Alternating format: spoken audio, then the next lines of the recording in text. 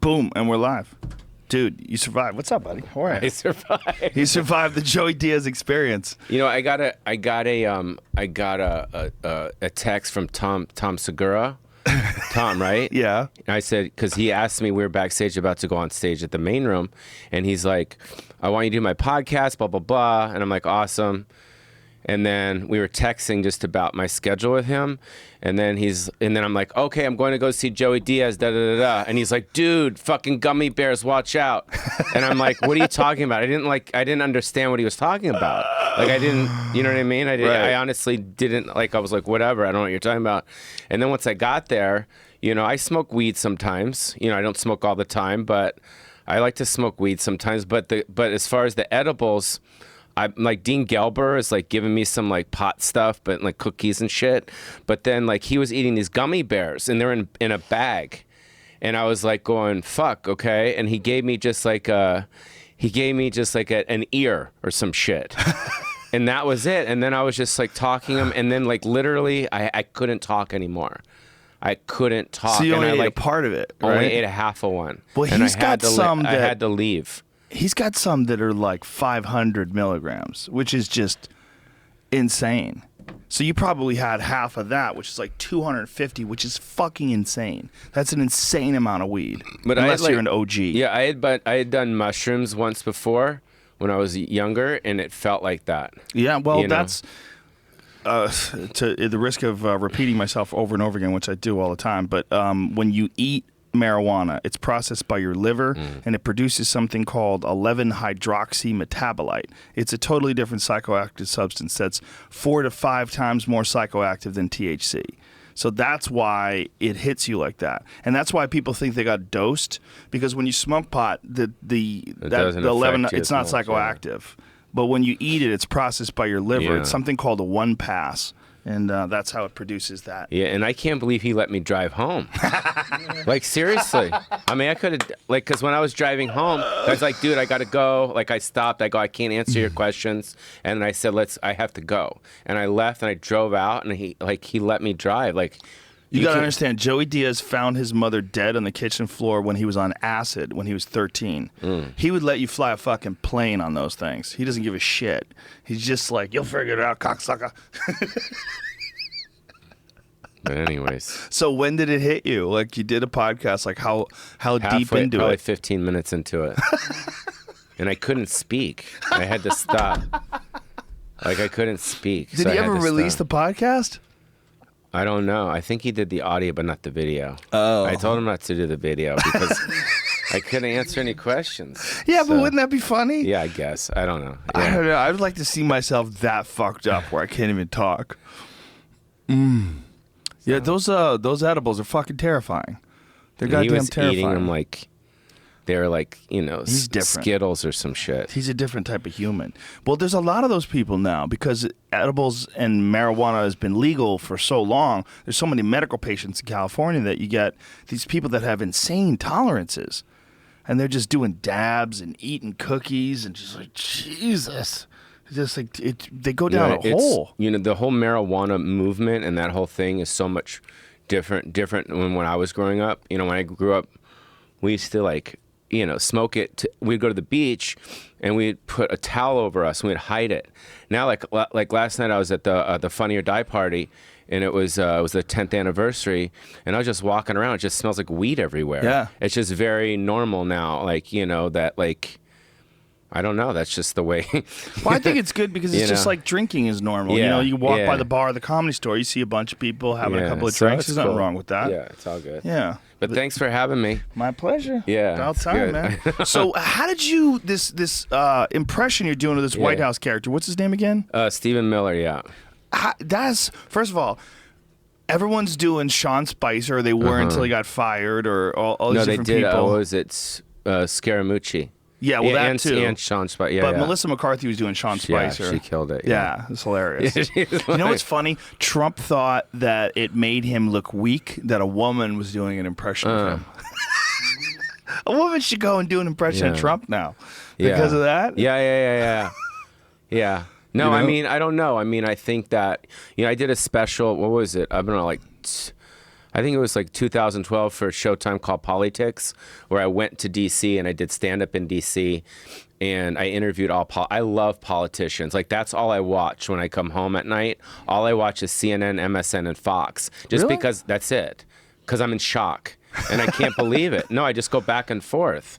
That there's so many fucked up things that are going on in the world. The whole North Korea thing is insane. It's scary. It's fucking insane. Well, what's scary is that like, Donald Trump is saying shit like fire and fury that the world has never known. Like, Jesus, dude. Like, this isn't a movie. This is real life. Yeah.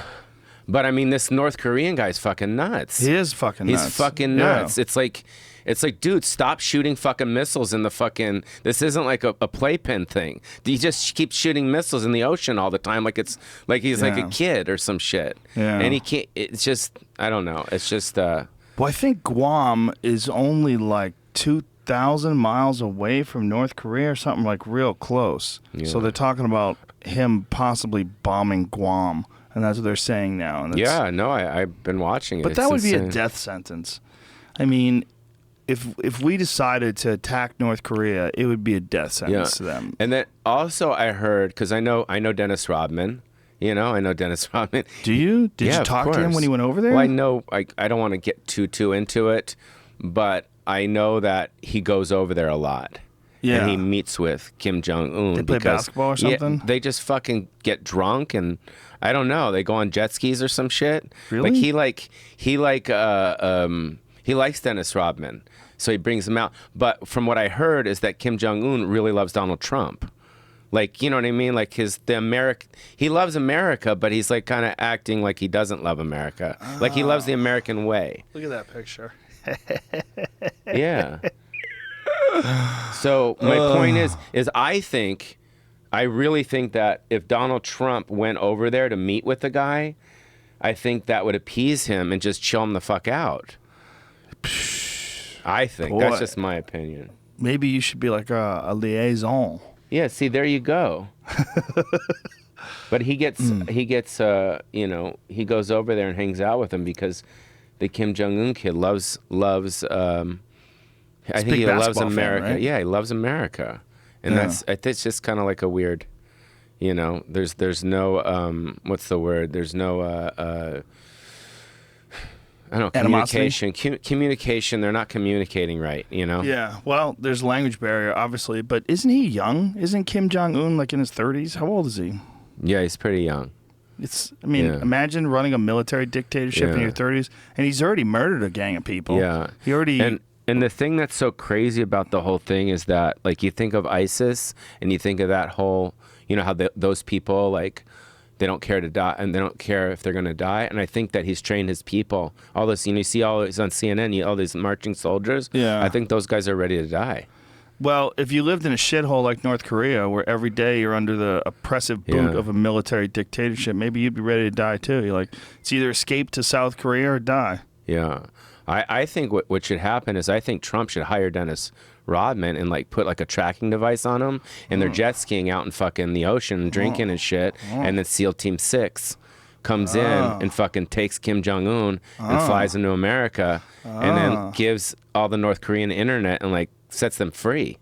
No? This is like a movie, dude. Don't you get think? together with Stephen Baldwin. But you guys could do an amazing movie. I just think that there's probably a way to chill everything out. There probably is a way to chill everything out. This is not the way. Like launching test missiles and saying fire and fury and all that shit. That's cool. Not chill anything out. But, I don't understand what the conflict is about in the first place. I'm not exactly sure what everybody's angry about. I think because they think that we're going to bomb them. And why are we going to bomb them? Like, that's what I don't understand. Because I think that we did years ago, right? The Hiroshima North Korea. shit. Well, North Korea. No, Hiroshima was Japan. Well, the Asians, I think. I don't know the details, but I know that there's different part of the world, but that's cool. They'll be super psyched that you conflate the two of them. Yeah.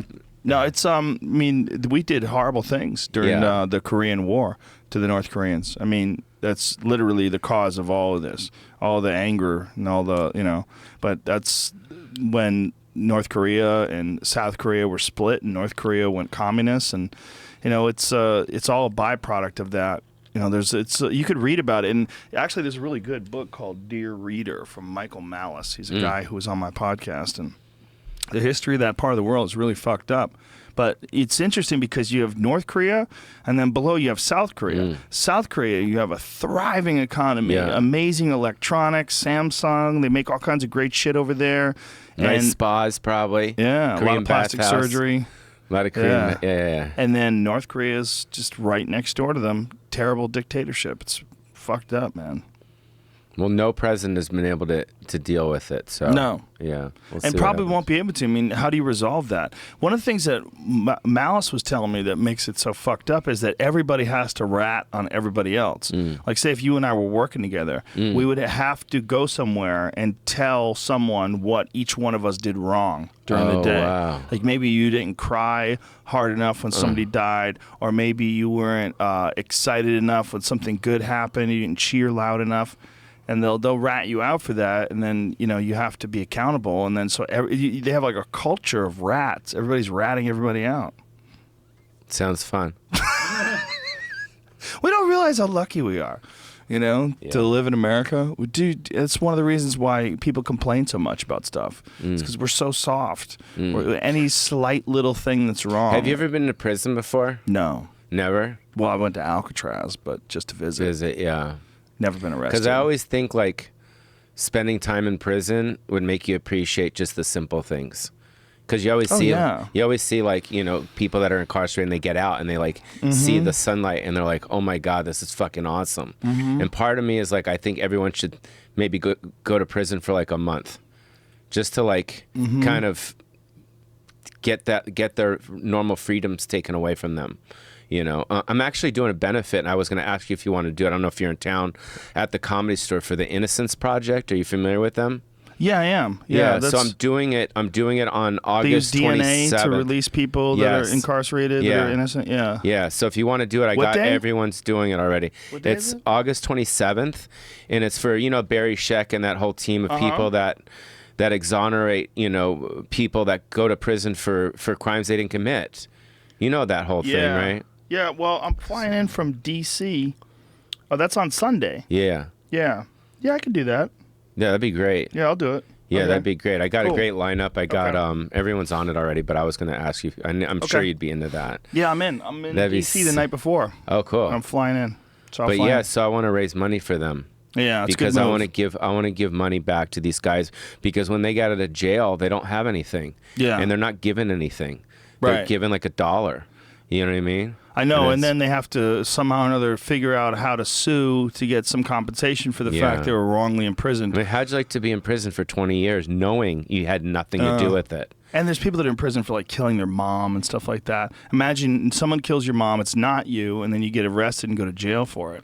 Yeah, Not it's cool, terrible. bro. But the fruit person at What are the you end doing? of the bar is pretty cool. You gonna eat here? Just out a small thing of fruit. Okay, you're okay. Did you see?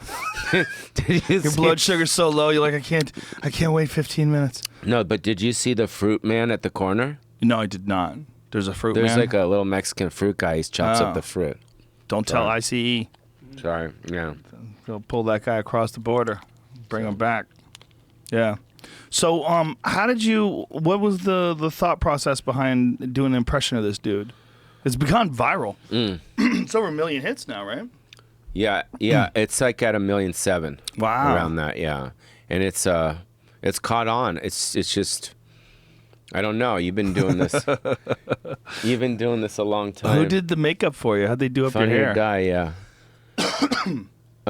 You know the business. Statue of Liberty facts. Yeah, you just do these things, and certain things catch on, certain things don't catch on, and this thing caught on. So I don't know. I was pretty stoked. Is that him back in the day? That's him now? Yeah. He doesn't look like that now, though. He's way more bald than that, no? Yeah, he's but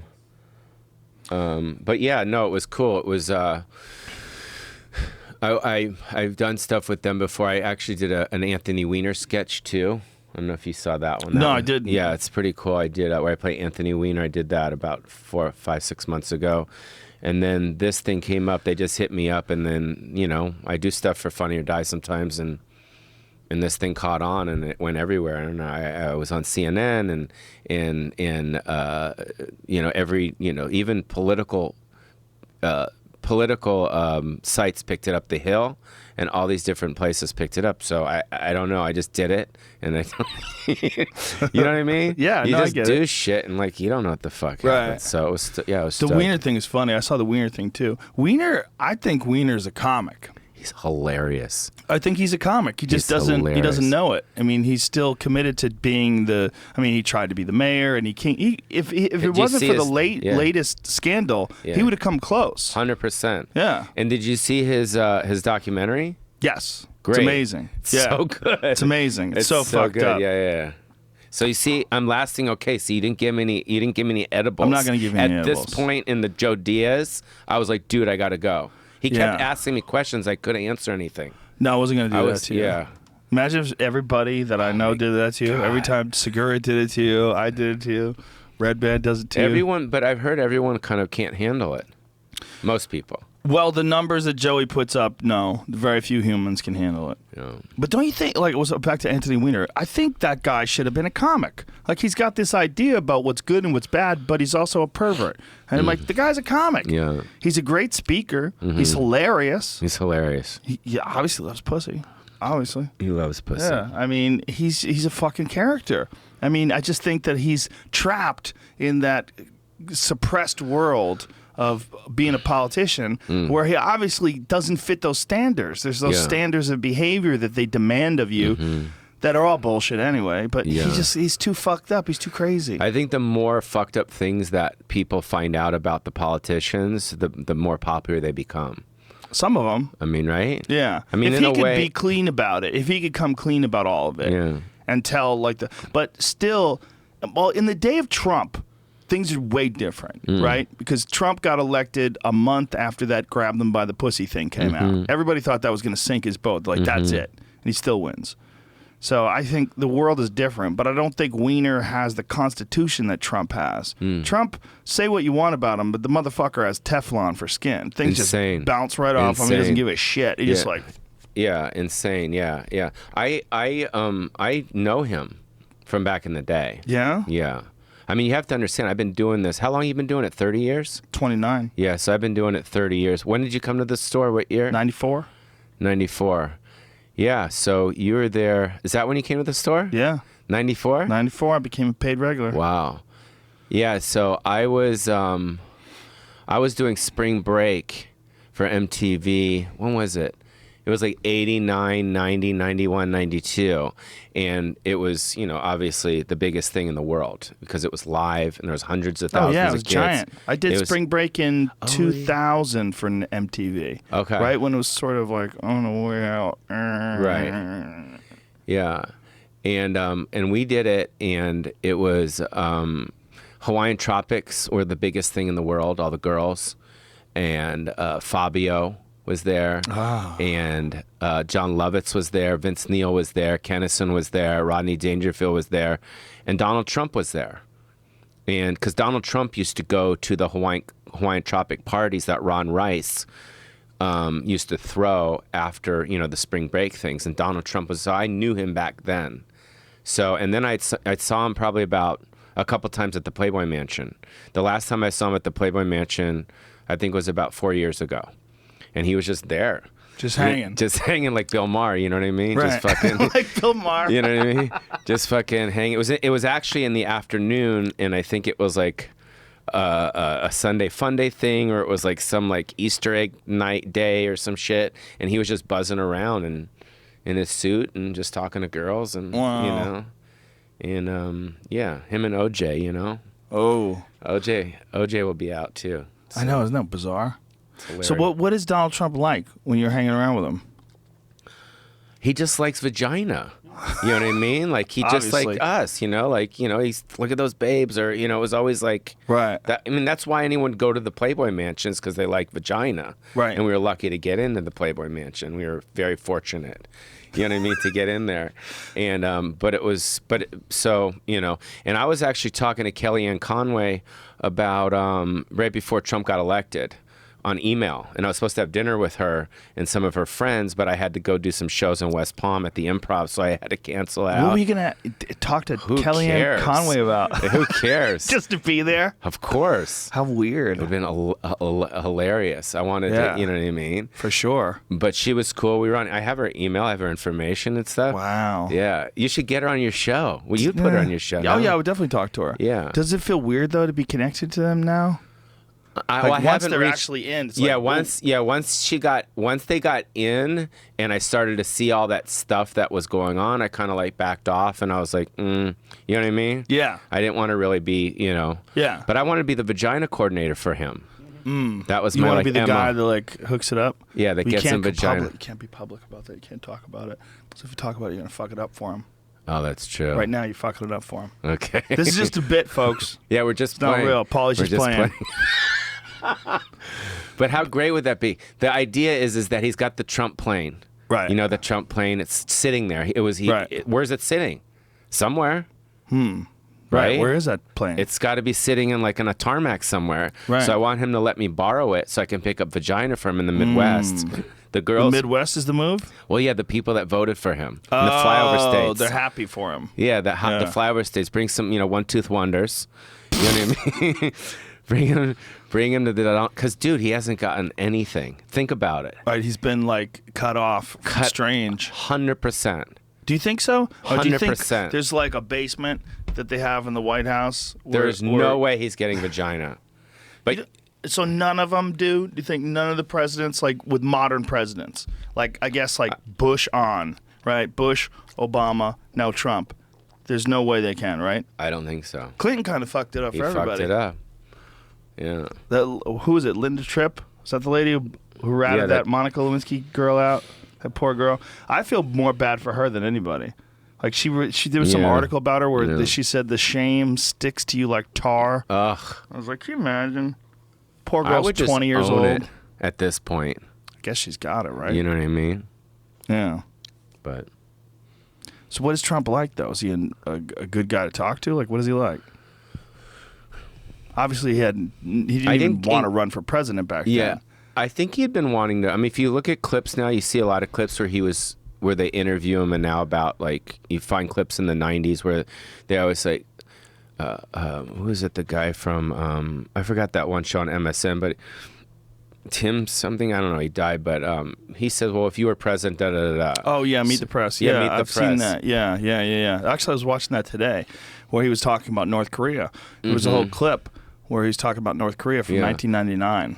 Yeah. I never really engaged in heavy conversation with him. It was always kind of just, we smiled at each other. It was just that, So I never went out to dinner with him or anything. Right. Yeah, I was supposed to do Celebrity Apprentice. They asked me to do Celebrity Apprentice when they had the second iteration of Fear Factor, when Fear Factor came back in 2011 or 12 or whatever it was. And I just was like, I don't want to do it. I don't want to be in New York for 3 months. I don't want to work on this show. It just seems kind of gross.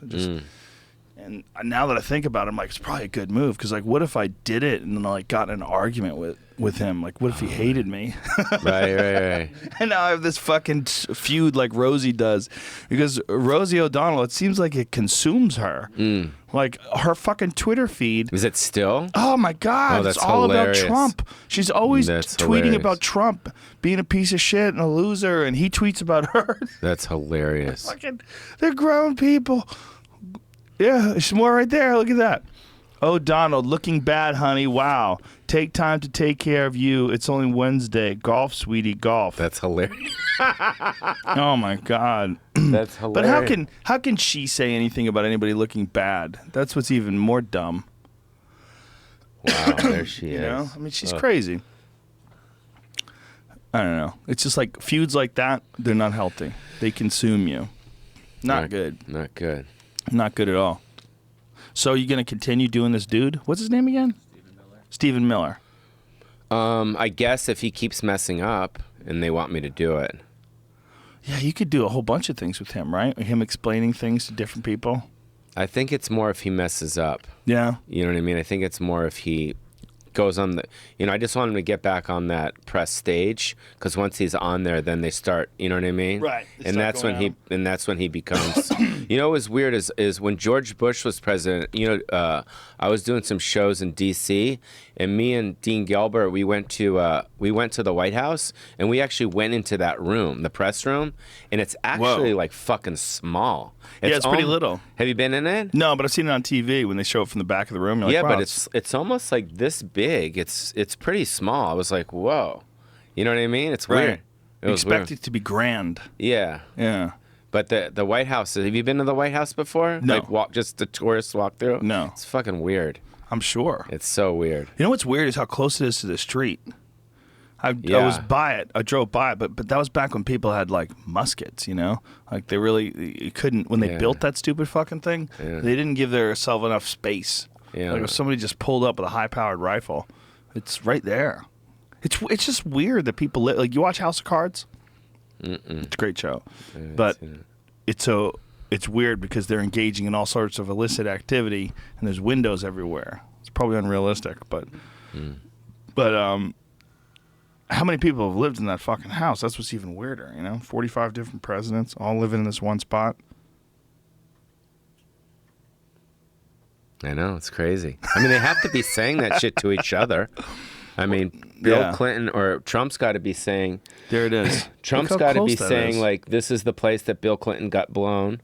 This is the area. Look how close it is. Like, look on the left side and the right side. Look how close it is to the street. Like, I guarantee you I could hit that with an arrow. You're going to D.C., right? Yeah. And you've been there. August 26th. Do you like D.C.? I like working there. Yeah. Because they feel like they need to blow some steam off. Like, they're kind of wild. They're kind of fun, you know? Hey, as far as your stand-up and stuff, like, obviously, we're peers, and I see you and watch you and stuff like that. At what point did your stuff, like, just really start to blow up? Do you know what I mean? Like, really go from clubs, because you're working clubs like I'm working clubs, and then all of a sudden now you're working, like, bigger places. Like, at what point? Was it about 5 years ago, 4 years ago? Well, was it longer the Netflix than that specials? ago, I did theaters in some places, but it's probably it all started changing in 2009. That's when I did a Comedy Central special on Spike TV first, and then they aired on Spike TV and then Comedy Central. Yeah. I started doing bigger places. Then I started selling out theaters of like 2,000 seats in some markets. But, it would take me like a few months. And then there was the next Comedy Central special. That was another big bump. And then I was selling out places like the Belco in Denver, which is like 5,000. Wow. But it would take a little longer to sell out. Wow. But now with the Netflix special, it changed everything. Wow. Netflix is just a completely different thing. Wow. So many people have Netflix, man. I know. And if you like work on it on a special, and you really put together something good, they can say, oh, this guy, he actually is a real comic. He really actually is funny. And then they want to come see you, and then it's your responsibility to not fuck them. Make sure you keep do a good job. And keep writing new shit. Constantly keep producing new shit. Right, but what does it feel like to be out of the clubs? I still do clubs, though. No, I know that. I did Wise Guys in Salt Lake. But you're playing bigger things. Yeah. What does that feel like to you? Is it dope? It's great. I mean, it's fun and everything. It's a different kind of show, though. It's like there's more pausing. And, it's more theatrical. It's a bigger stage. You're moving around more. There's really good to it. But I wouldn't say it's better. It's just different. It's better financially. Yeah. But it's just different, But it must make you feel good. Yeah, feels good. Yeah. That's awesome. Because I played big places and I've also played clubs, but now I'm mostly I play clubs, yeah. Yeah. So, play all the same clubs. Yeah, I like playing clubs, though. Yeah. Clubs, it's like you're connected to the people. It's intimate, Yeah. How often are you touring? I don't know. I kind of go in spurts. I'm working a lot. I mean, I don't work a lot at the store during the week because I'm like so exhausted from editing. And I edit all day long. What are you editing? I'm editing. I finished the show on Crackle, and that took a long time. That's your interview show. Yeah, right? That's on now. That's on Crackle, and I was editing that, and that I spent a lot of time on those videos, And then from there, I did the documentary Pauly Shore Stands Alone, which was on Showtime, and now it's on Amazon. That's just the straight doc that came out a couple years ago. I had such a good time filming that I kept shooting. And the whole thing is about me moving my mom out of the house, out of the big, house. Because when I did the original doc, it was just kind of skimming the concept of that. And then I go, fuck, I got to start doing that. So I cut into, it's a 6-part series, almost like my version of Making the Murder, but I don't kill anyone, obviously. Right. But it's a 6-part kind of series based off the original doc. So we've been putting that together, and that's fucking dope, dude. People might not know, so I think we probably should say. It's fucking dope. Your mom's probably one of the most important, if not the most important characters ever in the history of stand-up comedy. Yeah. Like her running and owning the Comedy Store in the glory days of Kinnison and Pryor, and now today even, she set the stage. I mean, out of all the people that helped me and were important to me in my career, your mom was pretty uniquely significant. She created, my dad and mom started the place in 72. I was 4. And then... That's so crazy. Yeah, and then they got divorced. She won the Comedy Store in the divorce. He says he gave it to her. There's still a friction there with that concept. I wasn't, I don't remember. I was fucking 4 years old. And then my mom became who she really was. You're a comic, I'm a comic. That's who we are. She became a creative kind of force. And she came into the limelight at a time where everyone needed someone like that. Yeah. You know what I mean? Instead of just a club owner, she was creative. That's why I think part of the reason why she's sick now is because she was never a real business person. She was a woman. So it was really hard. But she was so good at fucking Roseanne, wear suspenders, Gary Shanley, put a sweater on, you know what I mean? Just different things that she would help develop. Yeah. And that to me is what the store is missing now. Do you understand? There's no Mitzi Shore. There's no Mitzi Shore there to really garnish these comments. I love Adam to death. I think he's fucking doing an awesome job. He is. Yeah, but it's not Mitzi Shore. Right. And that to me is something that I think we have to do. Yeah. I think it's our responsibility, to kind of give back to the younger guys and maybe spend a little more time there on a Monday night or something and really kind of help these kids out and give them some direction, because there is no direction. There's no Mitzi Shore there. So that's who she was. That's who she is, and that to me is what her best quality was. When she first met my dad, it was in the 50s, and my dad was a touring comic, and my dad did a show or a summer in a place called Elkhart Lake, Wisconsin, and he was doing all summers. That's what you did in the 50s. You'd play there and it was a camp, and my mom worked for the boss of the camp, and my mom used to type my dad's jokes in the back. Wow. Yeah, she would type the jokes in the back. Oh, this is good. That's not good. And she would write it down. Wow. And then she would say, this stunk. This was good. That was good. That's not good. And then she just helped develop my dad's act. They started dating. They had sex. And then my dad took off. And then he was in Toledo, Ohio, and then got a call from my mom saying, I'm pregnant with Scott. And Scott's, just turned 64, 65 years old. So back then, you have a kid, whether you want to or you don't. You know what I mean? The abortion thing didn't really exist. I mean, it did, I'm sure, but he never wanted a kid, and he never wanted to get married, and he never wanted all of his kids. He didn't want us. He just wanted to do what I do, which was just bang vagina, go on the road, have a good time. Which was my MO when I first started. You know what I mean? Right. And that got taken from him. So in his day, did you ever talk to him about what it was like to tour back then? Because it wasn't really comedy clubs back then, right? No, it was more like strip clubs, bars, bowling alleys. Places that I play now. But it had to be a real trip to go from that to being a part of the original comedy club. I mean, other than the Ice House right now is the oldest comedy club in the country. But because it started in 1960. But the store, was it 72? Is that what you said? 72, yeah. That's incredible. Yeah. You really stop and think about that, how long ago that was. Yeah. Before that, there wasn't really... Well, the Improv was the Improv actually... in New York. Yeah, the Improv in New York. Yeah. And there was Catch a Rising Star in New York. When was that? That was sort of around that time. Yeah. Yeah. I mean, it was a new thing. Yeah. So like your mom and your dad... Well, my dad... The way it happened was Frank Senis, who owned the building, said to my dad, and his friend Rudy DeLuca said, "Hey, Sammy, you want to start a comedy room?" Because he owned the building where Ciro's is, and that whole building there, or the room right there, the original room actually, which was what it was originally. And my dad said, "Okay." And then Rudy, my dad's writing partner, Rudy DeLuca, said, "Well, what do we call it? Let's do it." And then my dad was like, "Let's call it the Sammy Shore Room." Right? And then Rudy's like, "That's fucking stupid. You know what I mean? We're not going to do that." And then they asked my mom, and my mom's the one that said, "Let's call it the Comedy Store." Wow. So she's the one who came up with the name. So they started the Comedy Store. My dad was like the alcoholic MC. He was partying. He was a fucking alcoholic, dude, big time. Like, he loved J&B, was his favorite drink. And he would go on stage, and he'd bring up Red Fox, Pat McCormick,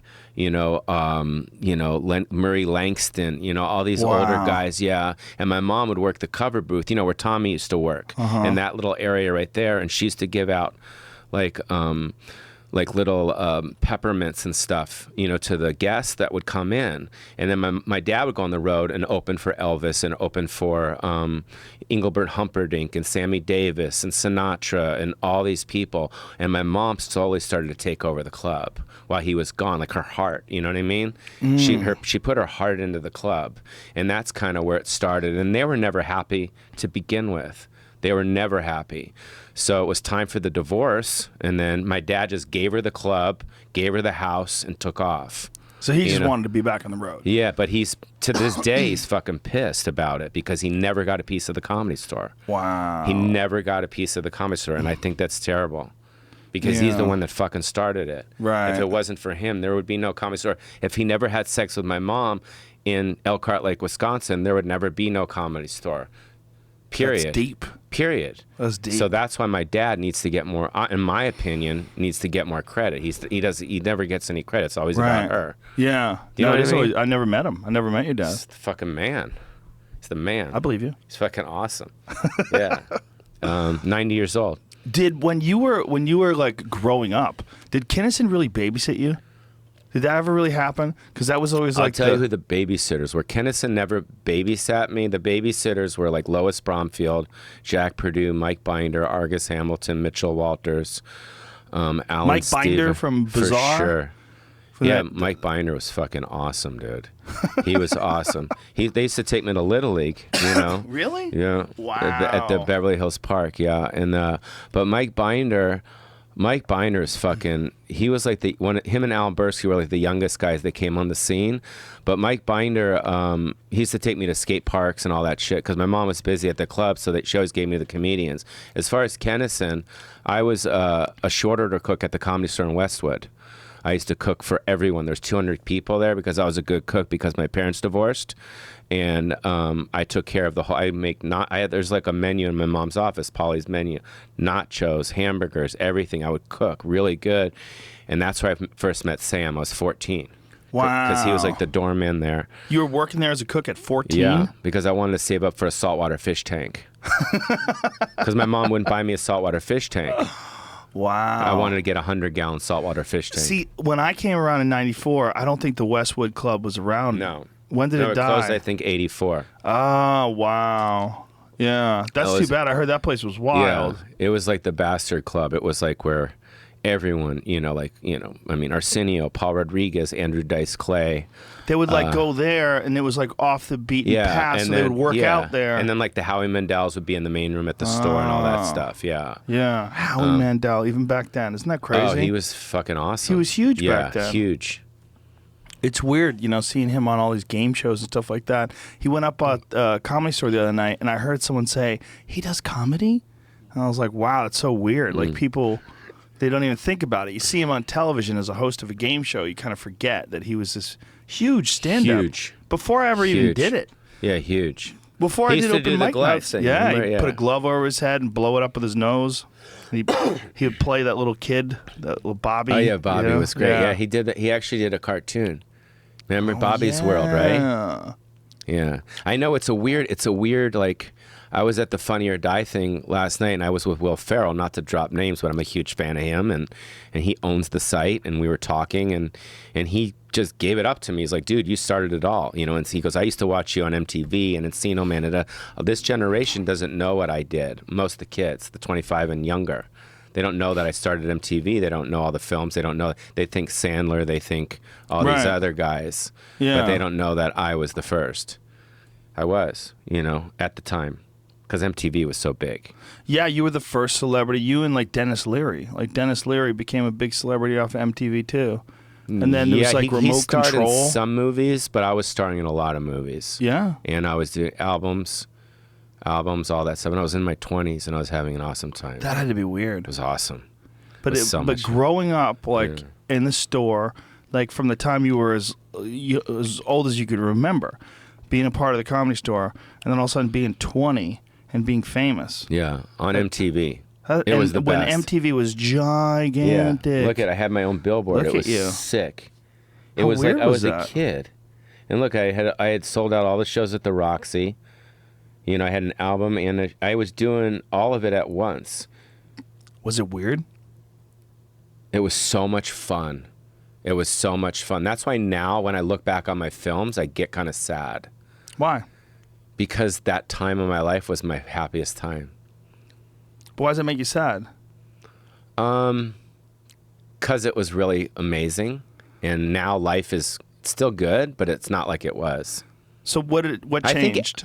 Well, I think for a lot of people in their 20s, at least my opinion, when you're in your 20s, if you fuck up, it doesn't really matter, and life is like one big like whatever, and that's kind of what I miss now. Like when you get older, like things are like, you know, mom's sick or this or, you know, there's all these Right, like life life things, you know, or like Yeah. I'm gonna be 50 next year. You know what I mean? Just like things like when you're younger. Dude, I used to have like, me and my friends, we used to go to the beach and smoke pot.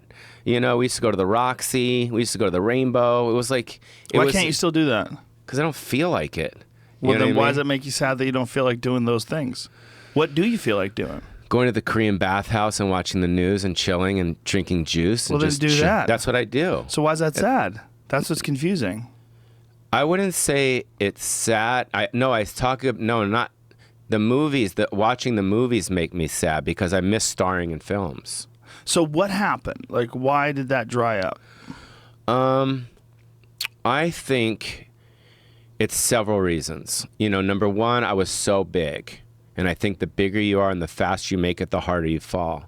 I think that's just like normal because it was like you can only, you know what I mean? Mm-hmm. That was one thing. And also, I think the whole weasel thing was like, it was cool for a while, and then like after a while, it's not cool, just like Right. a lot of things. And I also think I didn't listen to my agents and managers. They told me not to do In the Army Now. Remember I did That was a good movie. No, I know, but here's the story behind it. What happened was I had a 3-album deal at Disney. I had Encino Man, Son-in-Law, these big hits for me, did really well. And then it came time to do my third movie, and it was In the Army Now. And my managers and agents were like, we don't know, you know, you have to cut all your hair off and all that shit. And the script's kind of like, okay.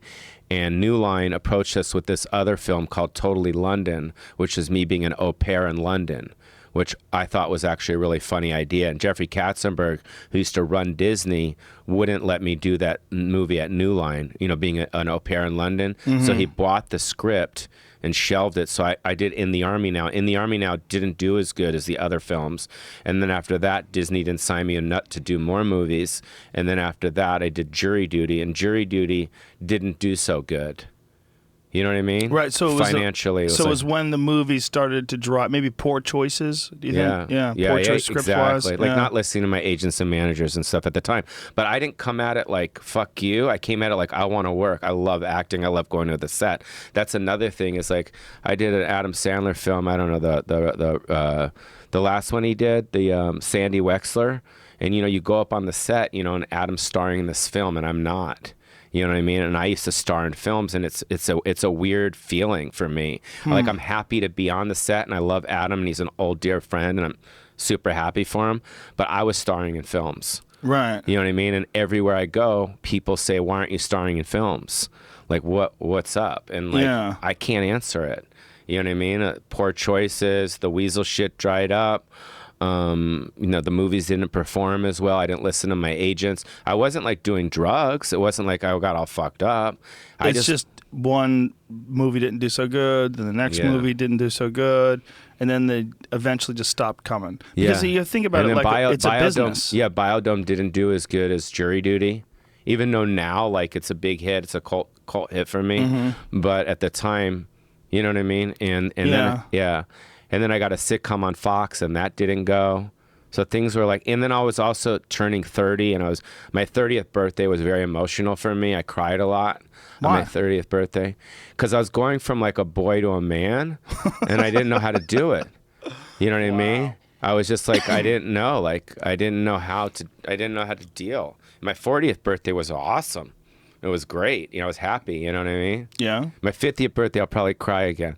It's a every 20-year thing. Yeah, exactly.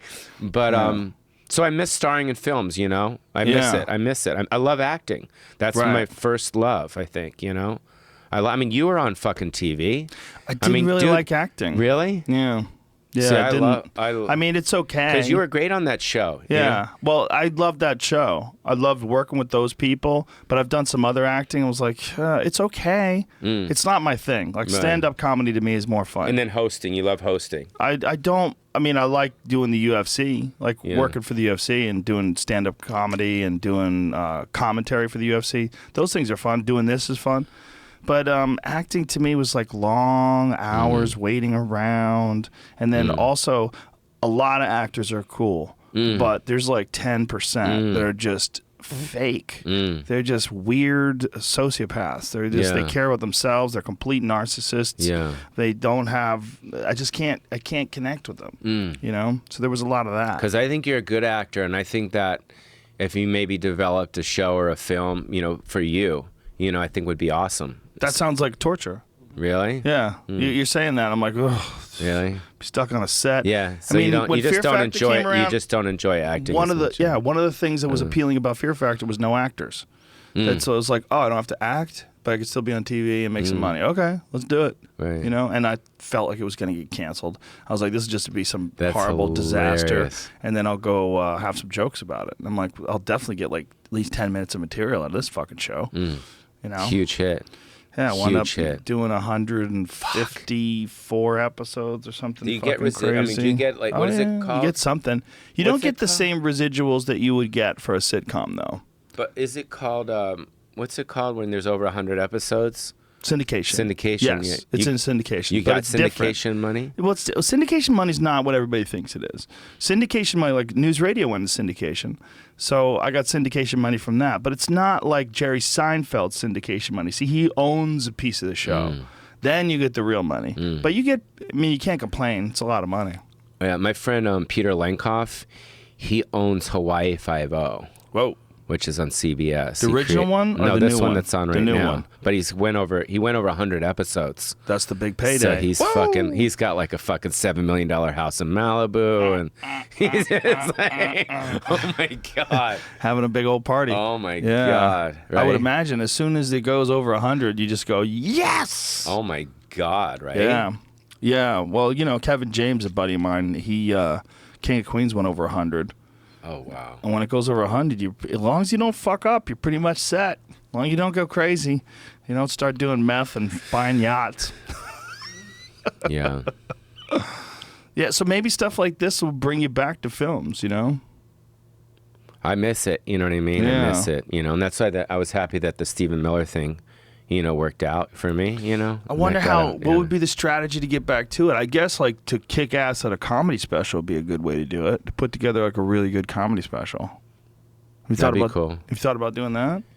Yeah, you know what I mean? They have Robbie at Netflix has to hit me up. He's like the guy. Yeah. Yeah, so I mean, But you're still doing a lot of stand-up. Yeah, I still do a lot of stand-up. I was talking about editing earlier. So another thing that I'm editing that documentary series, which I'm happy about, but I'm also editing a documentary of my life. And I've been doing that for 3 years. Really? It's fucking sick. Yeah? 60s, 70s, 80s, 90s.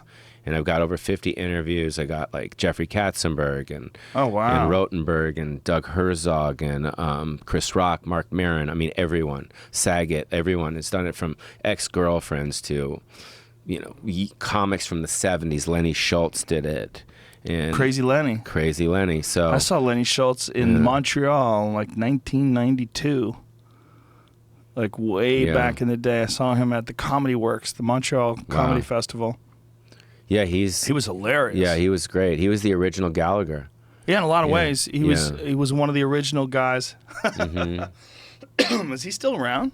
Yeah, he lives in Florida. What does he do these days? I think he's just retired. Just doesn't do stand-up anymore. He used to work the main room. He was, as a comic growing up, that's Billy Braver. Oh my God.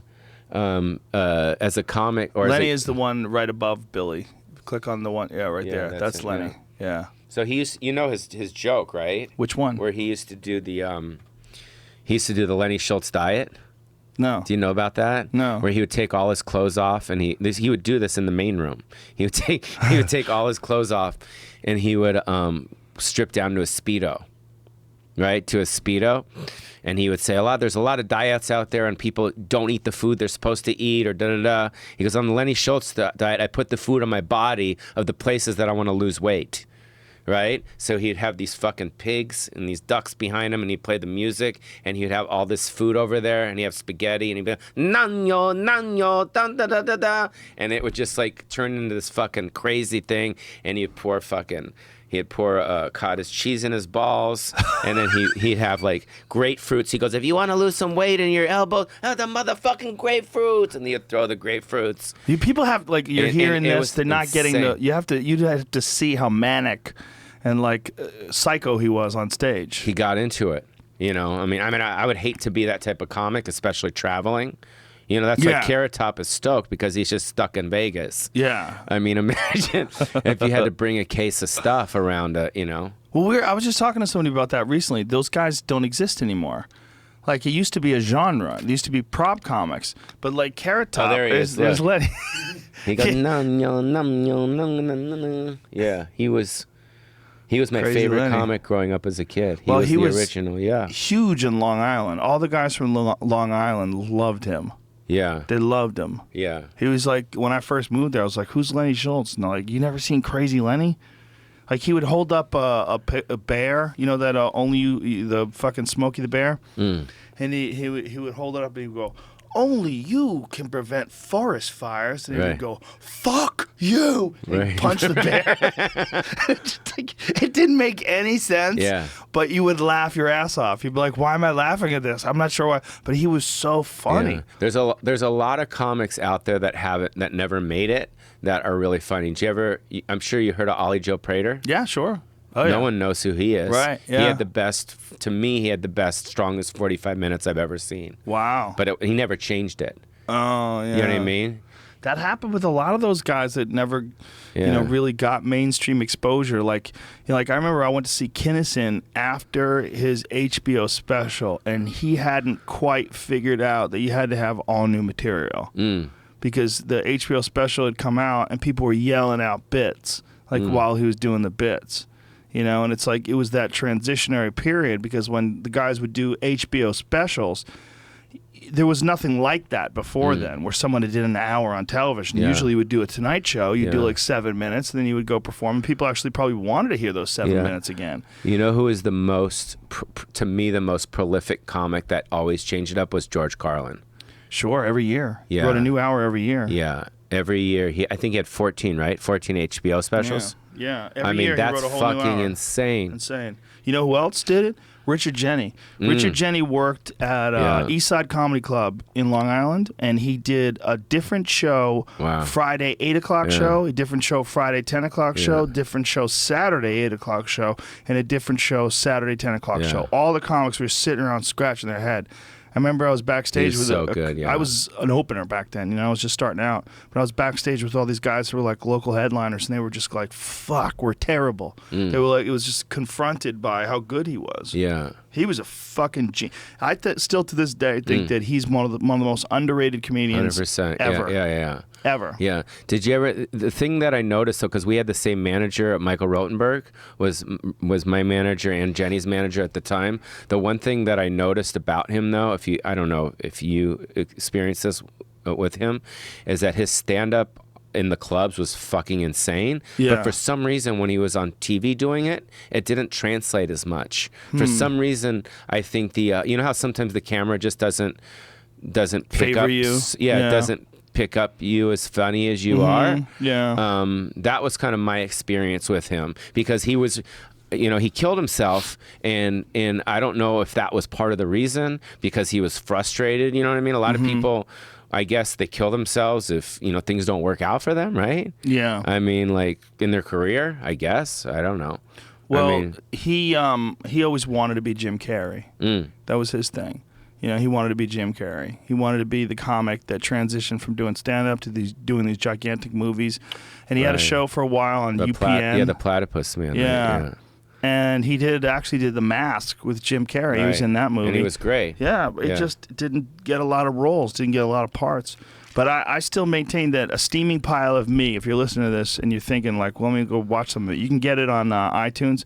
A Steaming Pile of Me is one of my all-time favorite stand-up specials. It's fucking great. Wow. It's a lot of it's relevant today. Wow. Because it's 2007, but he does this thing about the difference between people on the left and people on the right and people in the middle, and it's fucking brilliant. Wow. It's brilliant. I got to hear that. He was like a guy that I saw when I was starting out, where I really realized watching him how important it is to really go in depth on a subject, because he didn't just scratch the surface. Like when I was an open micer, one of the things you see about open micers is they'll touch a subject and then they move on to a next subject, but they basically just scratch the surface of it. Jenny would dig a trench. He would go deep, and he would like get everything there was to get out of that bit, and then he would move on to another subject. And by the time he did, you were fucking howling in laughter and holding your sides. And yeah, he was amazing. Yeah, he was so good. He was. Yeah. And I agree with you though. When you see him in the clubs, you really got to see what he's really all about. Yeah. That's really the problem with like specials, right? It's like trying to figure out how to translate what you do when it's a Friday night in the OR. How do you get someone to experience that magic of like a perfect club set in, you know, a special? I think it's people's faces. I think it's comedians' faces. Some just pop off of screen and some don't. That's my opinion. There's a little bit of that because Richard had a weird face, and he had his plastic surgery, and there's a bunch of shit going on there. But I don't know. I like clubs too, in terms of like filming, because I filmed. There's a connection. Yeah. There's a vibe. Yeah. Because when you do your stuff, you're here and the audience is back there. It's a little disconnect. If you're in a big theater, Theater, yeah. There's good things about a big theater. It's like you hear a huge roar, you get to see the place, and everybody's like, wow, Pauly Shore must be gigantic. Look at all these fucking people in the audience. But when you're at home, you're on a couch and you're in front of the TV. It's very intimate. So you don't feel connected to this big, giant place. So that's why my Comedy Central special from 2014, Rocky Mountain High, I did in Denver at the Comedy Works. And the reason why I did it there, I was like, this is an intimate room. I want to have an intimate show. And if I'm here, like this is the place to do it. It's like, it's nice and tight. Let me ask you something. At what point, as a stand-up, did you feel that you got really funny? Like you felt like, oh shit, like I feel like I'm really funny. Like you can't say at the beginning. Like at what point? It was more than 10 years in. Probably 10 years in, I felt like I was competent. But I feel like I'm better now than I've ever been before. Right. But it's just work. It's just constantly working at it. Like I feel like stand-up is one of the unique things that it requires like rigorous attention and detail, and you have to be and you have to be enthusiastic, and you have to be disciplined. Like, and it's almost contrary to what a lot of us are. Like, a lot of us aren't disciplined people, which is why we're funny in the first place, because we're silly and we're impulsive, and we laugh about things, joke around about things, and think about things in a fucked up way that's outside the box of normal thinking. You know, so I think that's a lot of times that sort of mindset is contrary to the mindset that's required to be disciplined to write. But as a kid growing up, tell me about your was not parent. funny. Yeah, that's what I was going to say. No. So, do you have brothers and sisters? Yeah, I have a sister. And how old is she compared to you? She's a year younger. And then your parents, you grew up in the house all together? Yeah. Like all not divorced? Not my dad. No, we were divorced. My mom got divorced when I was like 5. Okay, so that was like me, right? That's did she have a lot of boyfriends? No. She hooked up with my stepdad, and they've been together ever since. My mom had a lot of boyfriends. Yeah, that's different. Yeah. Yeah, but anyways, you would walk in a room, Joe Rogan would walk in a room and you'd say something. Would they laugh? Nobody thought it was funny. But, so no I one wasn't thought, a funny person. So you weren't funny, right? You know how I got into comedy was making people laugh when we were doing martial arts, because we were like going to fight in tournaments. So we'd all be nervous. And it was like I would be the one that made everybody laugh. Like when we'd be on a bus to go to a tournament to fight. Hilarious. For real. Do you talk about this? Not really. I mean, maybe I've brought it up before. Yeah, I think but it's funny. It's funny, but it's funny. Weird. Just the scene of you on a bus with a bunch of kids fucking shooting the shit. Well, one of them to this day, I owe a tremendous debt of gratitude to my friend Steve Graham and my other friend Ed Shorter. They're the guys who talked me into it. If it wasn't for them, and Steve Graham is still a dear friend to this day. So you were on the bus. You were going to your wrestling tournaments in Boston. It was kickboxing or taekwondo back then. In I would be in Boston. But you grew up right in Boston. I grew up in Newton Upper Falls, which is like a suburb of Boston. Is that like by Springfield, Mass? No, Newton is like it's right off of Route 9, so it's like Natick, like in that area. It's pretty close to Boston. You know, it's like not a far drive at all. And I would drive into town to train. My taekwondo school was in Boston. Wow. And we would travel around the country. We'd fly to places and compete. You know, it was like a giant part of my life. Like karate chop shit? Like fucking taekwondo the whole tournaments. Thing. Yeah. That's insane. Yeah. Okay. And so we were always nervous because, you know, guys get knocked out. Guys get kicked in the face. It's terrible. How old are you? I started when I was 15. That's when I started. So this was in high school? Yeah. So, so you're driving to the things. Yeah, so by the time I was 21, like, I was like very successful at it. I was a 4-time state champion, and I was competing constantly. I won the U.S. Open. I won a bunch of these like big tournaments, like the Bay State Games. Did you ever go against black guys? Yeah, was it scary? First time I did, I was nervous. I know. That's what I'm saying. Fuck, right? Did you beat him? But the first black guy I fought, I knocked out. Oh, fuck. That was a huge alleviation of my worries. I assume, right? Yeah. That's why I watch the UFC stuff, and I watch you out there, and I'm like, when you first were doing it, there was no black guys. You know what I mean? I'm thinking, I'm just a guy watching at home, like, where's the fucking black guys? Because they would kill everyone. And now all of a sudden there's black guys, and they're like, oh shit. You know what I mean? Well, what's interesting in boxing, that was always the case, right? But now you're seeing Russians, like Gennady Golovkin, you know, and like, I mean, it's really just a matter of the economic situation. Because in the early days of the 1900s, it was a lot of Jews because like Slapsy Maxie Rosenbaum, and there's a bunch of Jewish fighters because, you know, they were Jewish immigrants and they faced a lot of hostility and poverty, and this was a way out. And then it became Italians like Rocky Marciano, Rocky Graziano. There was a lot of Italian boxers, and then it became like Puerto Ricans and blacks, and it's mostly a lot of it is disenfranchised people that are looking for some sort of an escape from. And it's also a financial thing as well. Economic it's problems, like, you know, it's like Kevin Durant. In a way, I mean, you know, playing hoop and like, you know, right? Yeah, I mean, that's their way out. It's their ticket out of poverty, you know? So you're seeing that with Russians now a lot, you know? So you're on the bus, you're with your friends, you're joking around. And I would do impressions of people, like do impressions of our friends having sex. And that's hilarious. Just different things. So then one day they said you go to Comedy Connection in Boston? No, my friend Steve said, you know, you're funny. Like, you're really funny.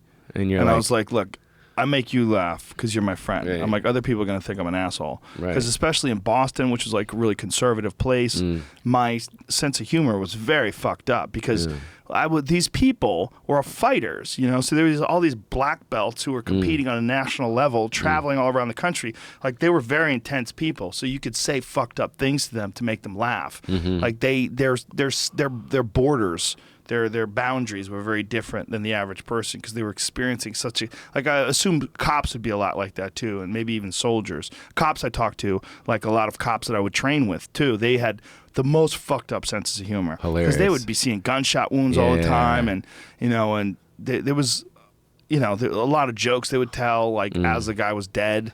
You know, they would, like, be over the guy's body making jokes when no one was around. Yeah. And, you know, people would think it's disrespectful, but a lot of it is, like, the human brain is not supposed to experience that kind of stress that a cop or a soldier experiences. And gallows humor, as it were, you know, that's what a lot of them turn to for some sort of a relief. So what I did is I went to an open mic night, and I watched. And this is actually a Richard Jenny quote. It's a great quote, and he's right. He said, one of the great things about terrible comedians is they inspire other people to try it. Because you watch them and you go, well, this guy's fucking terrible. At least if I suck, I won't suck that bad. So my idea of stand-up is I would go to some place and I would see like Robin Williams and Richard Pryor and all these people that were just like gods. And I would be like, there's no way I'm going to be able to go up there and do that. But when I went to an open mic night, I realized, like, oh, no, these people, it's just like being a white belt in martial arts. Like, they're starting from the beginning. And so that's why And this I was signed at up for which club was Stitches. it? Stitches, yeah, in Boston in the 80s, right? 88. Yeah, Yeah, August 27th, 1988. That's funny. I started, my first one was September 25th, 1985. That was my first time. Man, isn't it crazy? Just think back. Time just keeps moving on, Pauly. It's not cool. It's weird, right? It's It's definitely weird. yeah.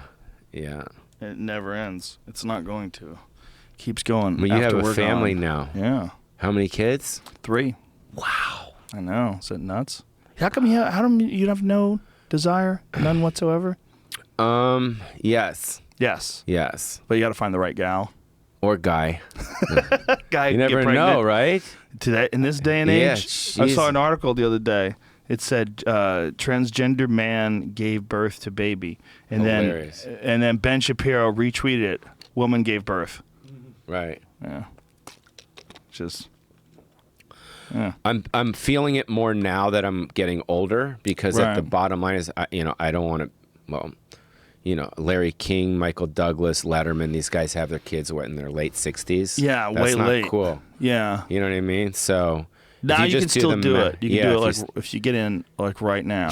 You got to Does find anyone a gal. listening just tweet their photos at Joe Rogan. Freeze your Joe Rogan. jizz. It's time to start freezing yeah, jizz. exactly, right? I should get Whitney Cummings pregnant. What do you think about that? Mine You'd is have just to talk to her and see if that's something she'd be interested in.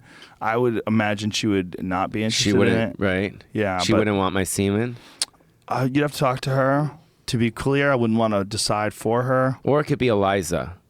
I think she's getting married. Yeah, but so I I could think you sneak missed it in the boat. before. Ooh, I don't know. Why would you want to get I'm married to a just comedian? kidding, I'm I know kidding, you I'm are. kidding. But why would you want to get married to a comedian? I wouldn't. Yeah, I'm that just kidding. Yeah, I don't know, man. It's like there's pros and cons. Like Ari's one of my best friends, and Ari travels the world and he experiences a life that's very. I mean, he did. You know what Ari just did? Where he took 3 months off, actually 4 months, and just vanished. Didn't talk to anybody. Yeah. Didn't bring a laptop. Yeah, he did the Chappelle thing.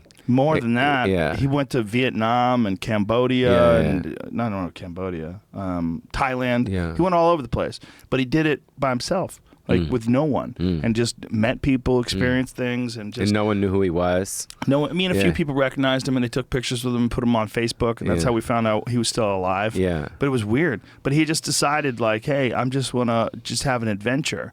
That's something obviously is out of the question when you have children. You can't do that. So there's pros, and I wouldn't want to. That's not me. I wouldn't want to disappear for 4 months, no kids or kids. It's just like I don't have that desire. But For him, yeah. But the desire to do an adventure, to just go someplace for a couple of weeks, is cool. But when you have kids, especially if you have little girls that wait for you, and they you talk to them on the phone, they can't wait to see you. It's a different world, How old are you now? I'm almost 50. I'll be 50 tomorrow. Oh my God. Happy birthday, Joe. Thank you, That's Pauly. amazing. Thank you very much. Thank Fucking. you. Yeah. Are you doing a big 50th thing? Really? No. I think birthday parties are bullshit. But 50. It's like, look at me. I went to a friend of mine's birthday party. It was his 50th birthday party. It was so annoying. They played a video. We had to watch a video, and it was like 20 minutes. And I was like, Jesus Christ, when is it over? And then when it was over, his fucking family members and his friends got up and told stories with a microphone, and they held everybody captive with their shitty stories. It was death. It was death. I couldn't wait to get out of there. You know what was funny is I shouldn't play this video I have here. That's hilarious. It was weird. Do you ever like sometimes like dream about things, like when you think things and you have dreams? Mm-hmm. Yeah. I knew I was coming in here today and I had a dream about you. Ooh. Yeah. And it was interesting. I had a dream that we were doing our thing and it was cool. And I said, congratulations on your new show. Your show's been on the air. And it was called The Rogans. And it was you in a camper with your wife and your kids going across America. And it was like a family, like almost like the Griswolds, right? But the Rogans, like a reality, But I know that that's something you would never do. But it was funny. It was hilarious. It was like on the Travel Channel, and it was like you guys fishing and eating and just how hilarious would that? It would be kind of hilarious, but it's kind of gross too, because like whenever I see people that have their kids on these reality shows, I'm like, you're not even letting that kid choose. Right. You don't even give that kid a choice to be famous, like Honey Boo Boo or any of those fucking people. You're just putting your kid on TV before your kid even understands the consequences of it. I mean, at least when you got on television, you were in your 20s. Like you kind of were an adult. You kind of got it. I mean, it was young. And I'm sure it was weird to grow up in the spotlight like that, but at least you were a grown up. Yeah, I understand. You know, when you see people that have their babies on TV and children on TV, like, what the fuck are you doing? Do you not know as a person who's on TV that this could be like detrimental emotionally for them, in the future, devastating? Just if they read the comments, just if they went to, Instagram or YouTube and read the comments, like, Jesus Christ, Yeah, well, look at child actors. You know what I mean? All They're nuts, messed up. dude. You know what I did recently is a Comic-Con. You know what that is? Yeah, sure. But you know that like you sign things? Mm-hmm. It's hilarious. You did it? Yeah, So you sat down in one of those booths? Yeah, it was like I never done it. My friend of mine in San Antonio hooked me up with this agent, and he just they give you. They pay you obviously, and you fly in, and there's basically Comic-Cons, as you know, it's all like people are dressed as Superman and Batman and all these, but then there's the section with celebrities. So there's a lot of like people from Breaking Bad, there was a lot of people from Walking Dead, but then there was like Rob Schneider was in a booth, you know what I mean? Ooh. Val Kilmer was in a booth. Whoa. And he's got like throat cancer. Val Kilmer has throat cancer? Yeah, dude. It's fucking it's not cool. And then you got like Dolph Lundgren there. I didn't know Val Kilmer had throat cancer. That sucks. Oh, yeah. He's not old. No. I mean, he's like 45 or something like that, isn't he? Yeah. Fuck, man. Yeah. So it was a weird kind of experience. It was like awesome, and it was also not awesome. Dude, Val Kilmer is the shit. In Tombstone, what does it say? Spotted with a breathing aid. Oh, wow. Yeah, it's terrible. Fuck, man. Yeah, it's terrible. Well, he's had some crazy ups and downs with his weight to the point where you got to go like look at those pictures of him on the far right. Look at those pictures. Wow. Like that was in the massive alcoholic days. I mean, there's nothing that does that to you like that other than massive eating and alcoholism. That's so sad. It's weird, man. People just abuse the shit out of their body like that. What about Sizemore? Throat cancer. What happened to him? He was, let's look at him. Where's he at? He's a friend of mine, and I don't know. He had some drug issues. Yeah, some serious drug issues. Yeah. He was a great actor, right? Fuck yeah. Platoon. Dude. Amazing. Yeah. I mean, and also like so many movies. He's a savage. Yeah. Oh, and I saw Michael Madsen there too. Oh yeah? Yeah. God, man. I know. It's a bummer. It was like, oh my God. It's a bummer. Well, you have a good sense of humor about the demise of your film career. And I've seen you joke around about it on stage about like, trying to get TMZ like, hey, pay attention to me, man. I'm over here. Yeah.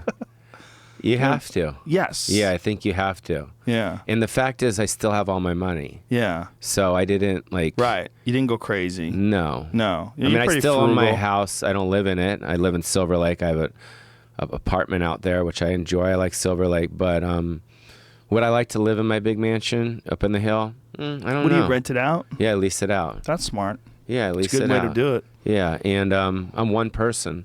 Right. So, yeah, that You was like the one living thing. in Silver Lake? I like it. It's What pretty do you cool. like about Silver Lake? I never understood Silver Lake. It's no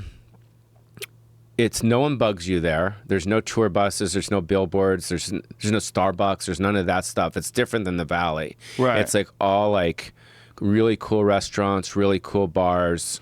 Right. It's all like really craft nice people. stuff. People are very quiet. You know, you sit, you can write. It's very creative. It reminds me of the East Village in New York. That's the vibe. Yeah. So if you ever go out to the East, so it's like Los Feliz.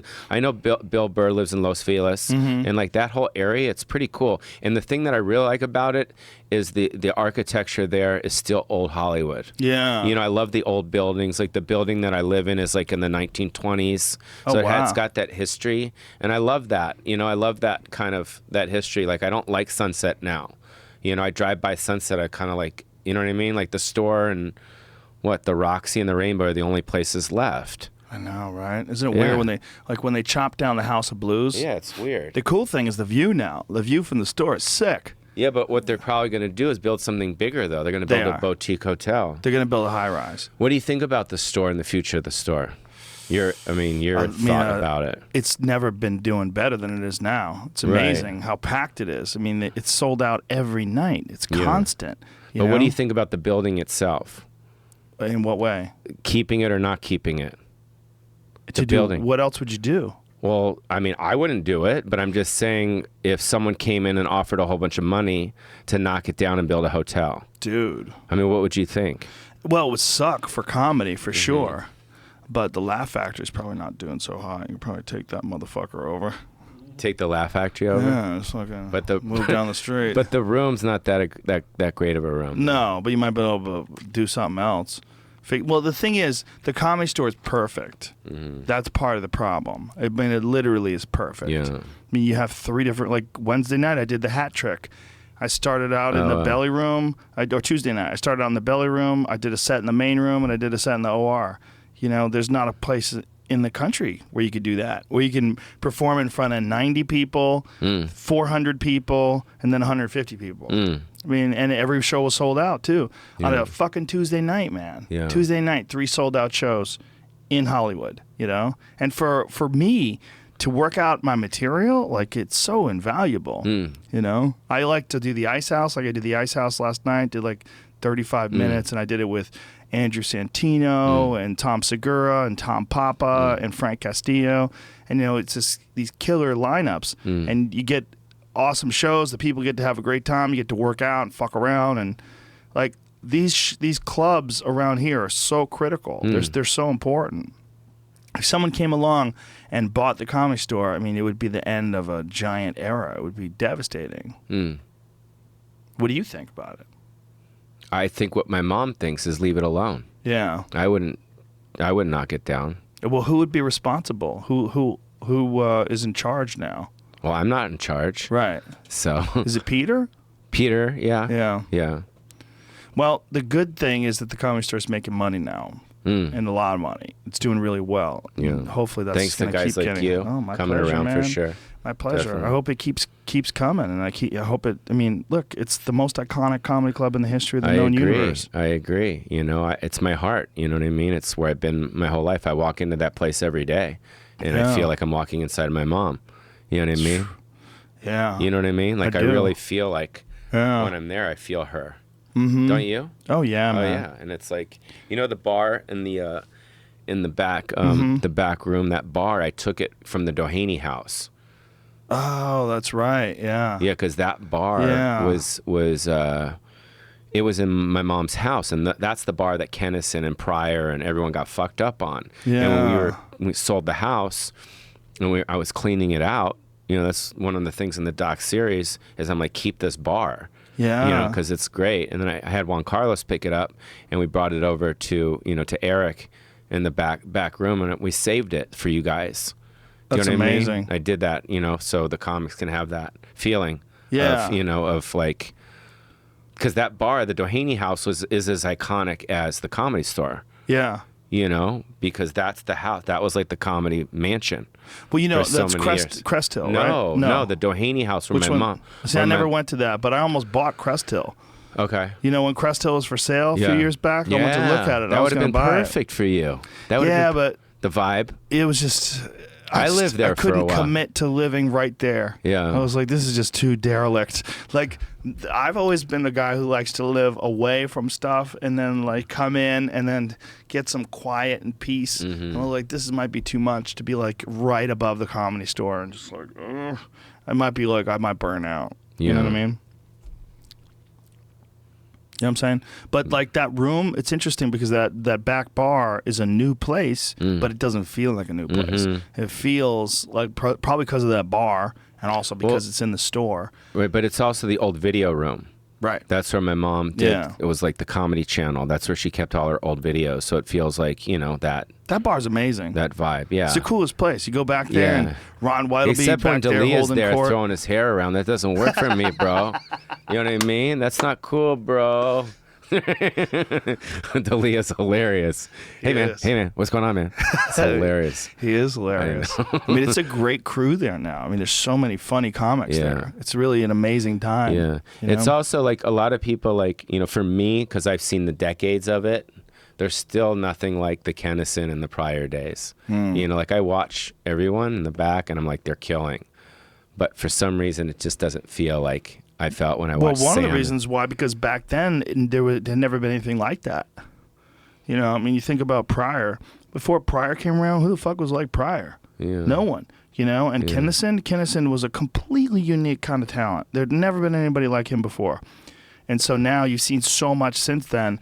There'll never be that uniquely innocent time where people are like, Jesus. Yeah, but to respond to the Pryor thing, when he would, because I saw him for years develop his show there at the store, when he would walk on stage and they would say, ladies and gentlemen, Richard Pryor, it was like fucking Jesus. It was like, people like literally like would stand up and be like, no way, fuck, huh, what, huh? It was like that type of shit. Like Elvis. Yeah, like that type of shit. So I saw that, and there was something so obviously loud. He was just so funny, dude. You know what I mean? Like, even if his material wasn't funny that night, he was just funny. He's a genius. Yeah. Like a real comedy genius. And, probably one of the most influential stand-up comedians ever. Him and Kennison. I think Kennison, I think obviously Pryor was before him, and Kennison learned a lot from Pryor. Yeah. But Kennison was very groundbreaking in a lot of ways. Like, there'd never been anybody like him before. Well, yeah, and it's also before Sam got into the, too much of the drugs. Like, that he had that 5-year run, which was fucking insane. Yeah, and I know I was on that run, too, with him. I was, like, opening for him for a while on the road. And then, like, he started getting, you know what I mean? He started going off the deep end. Yeah, nobody can sustain that, especially, I mean, did you ever read his brother's book? Brother Sam? I didn't read. No, I didn't read. It's a great book. Yeah. And in it, his brother sort of talks about how Sam just kind of stopped writing because he was partying all the time and his material suffered, and you could really feel the difference. And nobody could live that rock and roll crazy drug life and still be an awesome creative force. Like, creativity demands your attention. Yeah. His I got so many stories with this. It's sure. fucking insane. But his Rodney Dangerfield young comedian specials were like fucking the second one was just as good as the first one. Yep. First spot. He was a fucking genius. Dude, I got to get out of here, unfortunately. I had to squeeze this in today to get you on, but I wanted everybody to know about it. And so tell people where they could see this on Funny or Die. Yeah, just go to Funny or Die. Check out the Stephen Miller clip. Also Crackle, my show on Crackle.